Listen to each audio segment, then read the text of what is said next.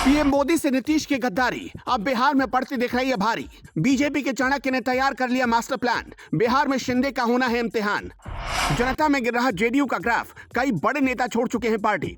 प्रशांत किशोर और उपेंद्र कुशवाहा नीतीश के लिए खड़ी कर सकते हैं बड़ी मुसीबत। पीएम मोदी को तो आप जानते हैं, अपने जीवन शैली में वो दोस्तों के दोस्त और दुश्मनों के कट्टर दुश्मन है। जब वो दोस्ती के लिए आते हैं तो हर स्तर पर किसी की मदद करने के लिए तैयार रहते हैं, लेकिन जब उनके साथ कोई विश्वासघात करके खुद पर इतराता है तो उसका उद्धव ठाकरे जैसा हाल होने में देर नहीं लगती। अब ऐसा ही कुछ बिहार के सीएम नीतीश कुमार के साथ होने जा रहा है। बीजेपी के चाणक्य यानी अमित शाह की ओर से इसके संकेत मिल रहे हैं। दूसरी ओर अब नीतीश कुमार की पार्टी जेडीयू धीरे धीरे टूट की ओर आगे बढ़ रही है। माना जा रहा है कि बिहार में एक बार फिर से बड़ा बवंडर आने जा रहा है, जिसमें नीतीश कुमार का उड़ना तय है। हम आपको इस रिपोर्ट में बताएंगे किस तरह से नीतीश कुमार का उद्धव ठाकरे जैसा हाल होने वाला है। साथ ही ये भी बताएंगे कि आने वाला बवंडर किस रूप में होगा। जैसा कि आप जानते हैं कि बिहार की राजनीति में पहली बार साल 2005 में बीजेपी और जेडीयू एक साथ आए। इस दौरान पीएम मोदी ने नीतीश कुमार को काफी सपोर्ट किया। इसका फायदा बिहार में नीतीश कुमार को मिला। जब बिहार में साल 2009 का विधानसभा चुनाव हुआ तो जेडीयू सबसे बड़े दल के तौर पर उभरी। हालांकि ये चुनाव जेडीयू ने बीजेपी के साथ मिलकर लड़ा था, लेकिन इस चुनाव में मिली सफलता के बाद नीतीश कुमार खुद को बिहार का सबसे बड़ा नेता मान बैठे और बीजेपी को छोटी पार्टी समझने की भूल कर बैठे। साल 2013 में बीजेपी ने नरेंद्र मोदी को अपना प्रधानमंत्री उम्मीदवार बना दिया, क्योंकि 2014 में लोकसभा का चुनाव होने जा रहा था। बस ये बात नीतीश कुमार को खटक गई और यहाँ से उन्होंने बीजेपी से अपने रास्ते अलग कर लिए और इसी बात पर वो नाराज होकर अपने धुर विरोधी के पास चले गए,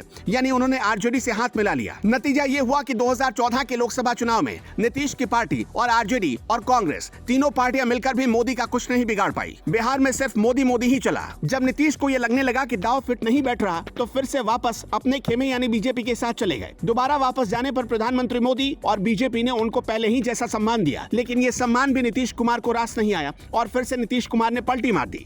ये कुछ वैसा ही था जैसे किसी के साथ रहे और पीछे पीठ में छुरा भोंक दिया। ये बात पीएम मोदी और भाजपा को नागवार गुजरी। साल 2022 के जुलाई महीने में नीतीश कुमार ने बीजेपी को गच्चा दे दिया। अब इसके बाद भाजपा के चाणक्य यानी अमित शाह मैदान में उतर पड़े। वो महाराष्ट्र में उद्धव ठाकरे की तरह बिहार में नीतीश कुमार को सबक सिखाने का मास्टर प्लान तैयार कर चुके हैं। माना जा रहा है कि जल्द ही इसको अमली जामा पहनाया जाएगा। जहां तक बिहार में जेडीयू की राजनीति का सवाल है तो पहले ही आम जनता के बीच पार्टी का ग्राफ लगातार घट रहा है। पार्टी के दूसरे अहम नेता उपेंद्र कुशवाहा ने अलग पार्टी बना ली है। वो कोयरी कुर्मी कोहार वोटरों पर अपनी दावेदारी करते दिख रहे हैं। यही वोट विशेष रूप से नीतीश कुमार के माने जाते हैं। ऐसे में लोकसभा चुनाव में एक बड़ा झटका नीतीश कुमार को लग सकता है। पार्टी के एक और नेता प्रशांत किशोर की बात की जाए तो बार बार पलटू राम की भूमिका निभाने से नाराज होकर उन्होंने भी पार्टी छोड़ दी। वो जनता के बीच में और नीतीश पर जमकर हमला बोल रहे हैं। इसी बीच एक नाम कभी नीतीश कुमार के बेहद करीबी हुआ करते थे, आरसीपी सिंह। वो भी नीतीश कुमार का साथ छोड़कर जा चुके हैं और नीतीश कुमार ने जैसे ही बीजेपी से गठबंधन तोड़ा उसके बाद नीतीश से आरसीपी सिंह भी अलग हो चुके हैं। अब वो लगातार जॉब फॉर स्कैम में उप मुख्यमंत्री तेजस्वी यादव को हटाए जाने की मांग कर रहे हैं।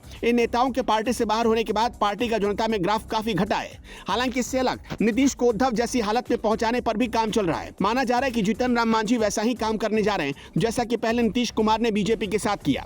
अभी हाल ही में नीतीश कुमार का जीतन राम मांझी को लेकर एक बयान आया, जिसमें उन्होंने जीतन राम मांझी को लेकर साथ आगे बढ़ने की बात की थी। इस बयान की चर्चा राजनीतिक हलकों में खूब हुई, लेकिन राजनीतिक पंडित समझ रहे हैं कि आखिर इसके पीछे क्या बड़ी वजह है। अब ये देखना होगा कि लोकसभा चुनाव से पहले नीतीश कुमार के साथ उद्धव ठाकरे जैसा हाल होने वाला है। वैसे तो इतना तय है कि बीजेपी नीतीश कुमार से पूरे हिसाब किताब का बदला लेगी, जैसे उद्धव ठाकरे और उनके लोगों से लिया गया।